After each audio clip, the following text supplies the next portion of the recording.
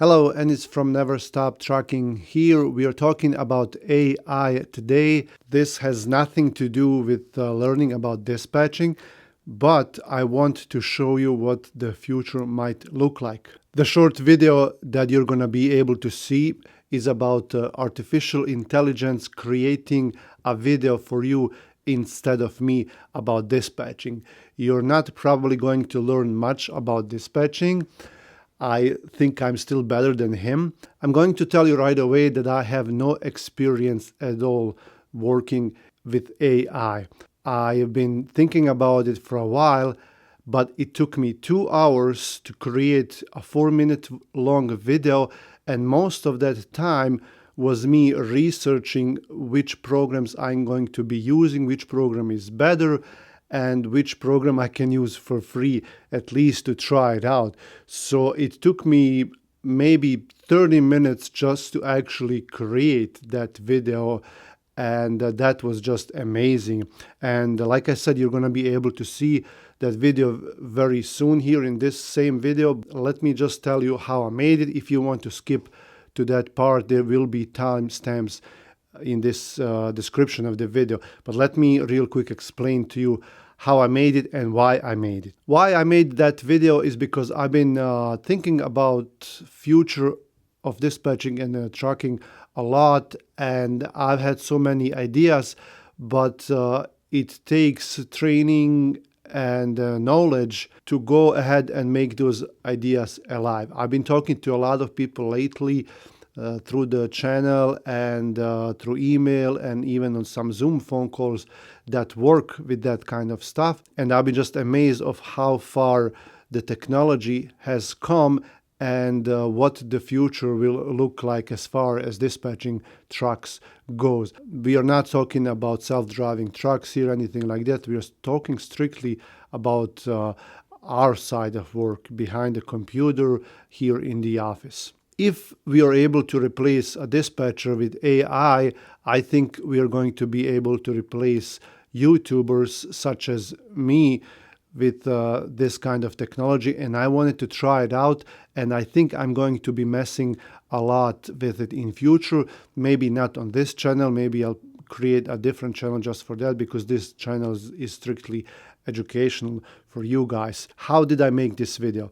I first looked around for AI text generator or article generator, whatever you want to call it, because there are numerous programs out there that will generate article for you, whether it's a blog article, whether it's a paper or a list, anything related to writing.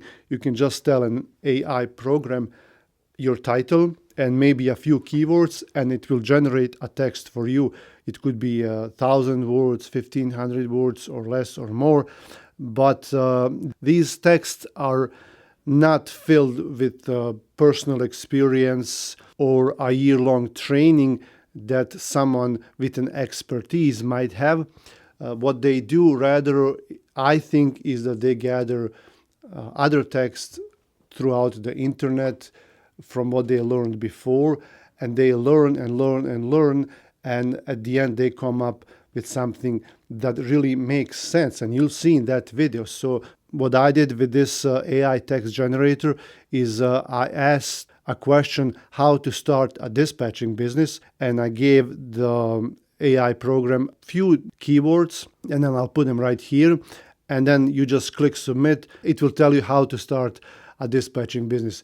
Of course, it's not in details, it's not with the specific steps, but it sure knows the main things that you need to know. So if someone with no dispatching background, or someone that doesn't know what this business looks like, if someone comes and needs an explanation, I think this would be sufficient for that. It will not tell you how to go ahead and start your own business. It will not teach you that, but it sure knows the basics, and you can also tweak it more. Now, I used a free program.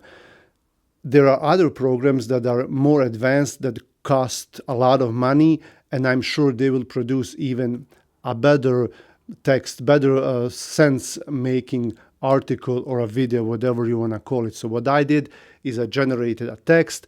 It was around, I believe, like 1,000 words or something, a little bit less, I think. And that was enough for a 4-minute video. Then I looked for a text-to-voice speech program that will read that text in a manner that a normal human being would read. There are a lot of like TikTok videos, and you can see that this is not human talking, but there are a lot of advanced programs that I tried. They let you try it for free.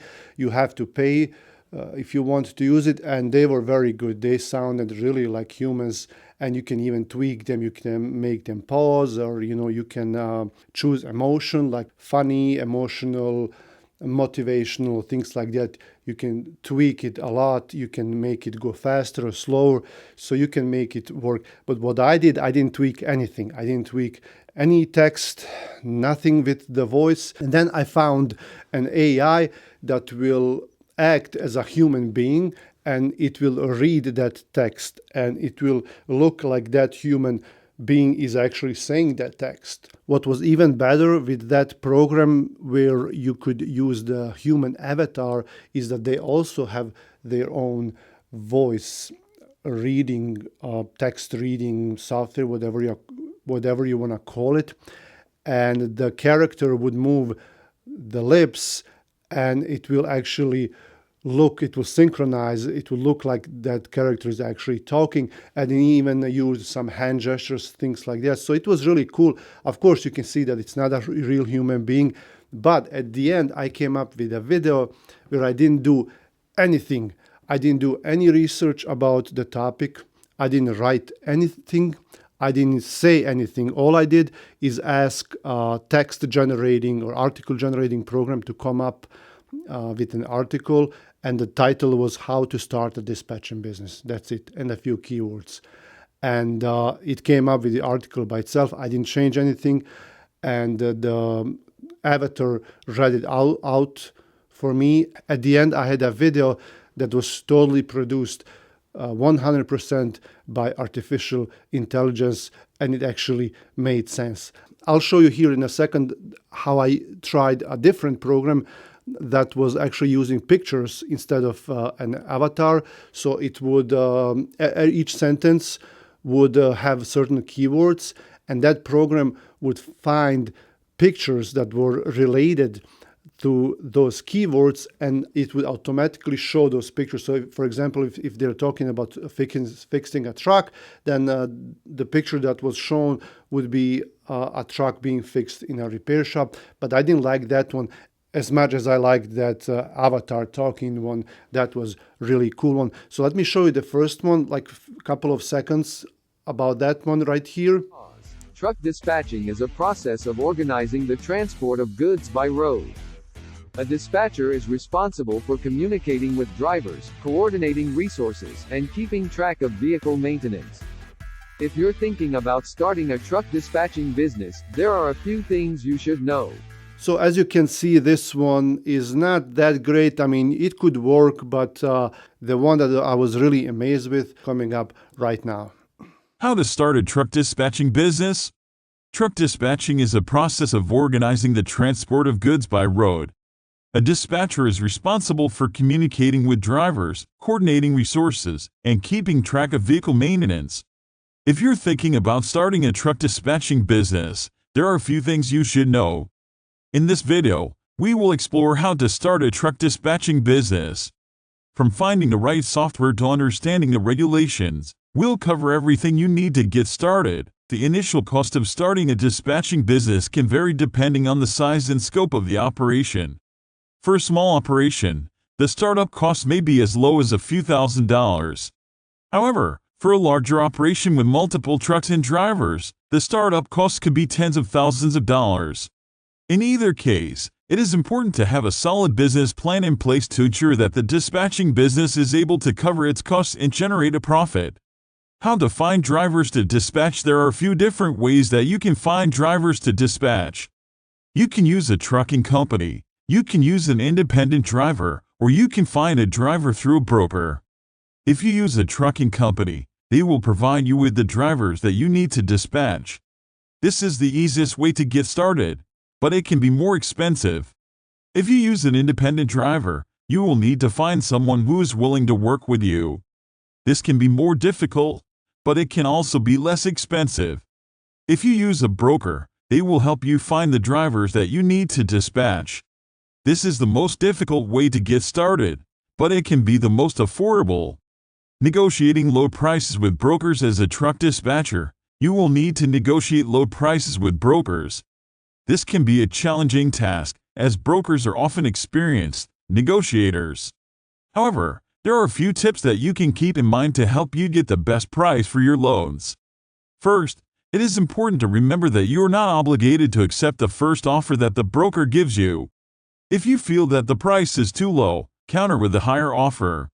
Brokers expect this and will often be open to negotiating a higher price. Second, do not be afraid to walk away from a deal if the broker is not willing to meet your price demands. There are plenty of other loads available, and you should not waste your time trying to negotiate with a broker who is not willing to budge on price. Third, always be professional when negotiating with brokers.